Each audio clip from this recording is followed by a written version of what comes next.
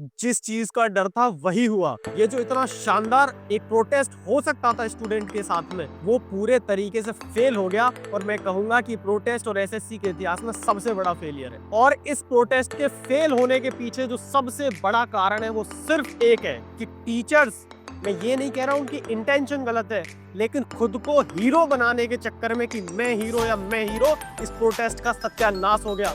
उसके दो सबसे बड़े नुकसान है, मैं दोनों नुकसान आपको गिनाता हूँ। पहला, जो विद्यार्थी दिल्ली पहुंचे थे रामलीला मैदान में, उन पे रात को जनरेटर और लाइट्स को बंद करके अंधेरे में लाठी चार्ज हुआ।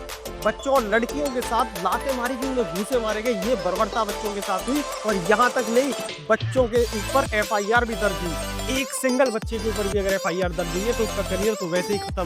पहला नुकसान। और दूसरा सबसे बड़ा नुकसान वो यहाँ देख लो। Are these protesters truly for applicant और are they fuelled by the coaching centres?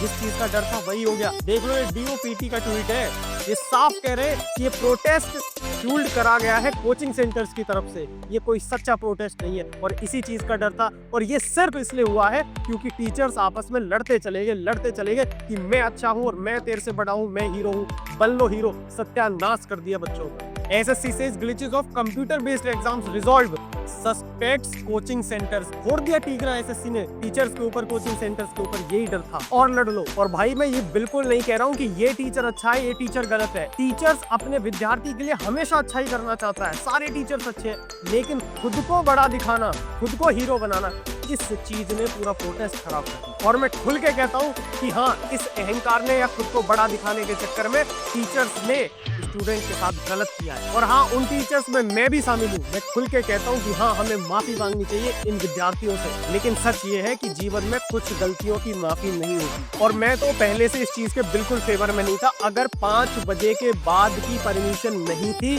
तो बच्चों को हटा देना चाहिए था किसी भी हालत में। इतना बड़ा रिस्क बच्चों के साथ नहीं लेना चाहिए था कि उनके एफआईआर तक दर्ज हो गई। और हद तो तब हो गई कि ये सब होने के बावजूद कोई भी बच्चों के बारे में बात नहीं कर रहा। अब भी सिर्फ एक ही बात चल रही है कि मैं अच्छा हूँ, कि मैं अच्छा हूँ, कि मैं ईमानदार हूँ, कि मैं ईमानदार हूँ। लड़ो।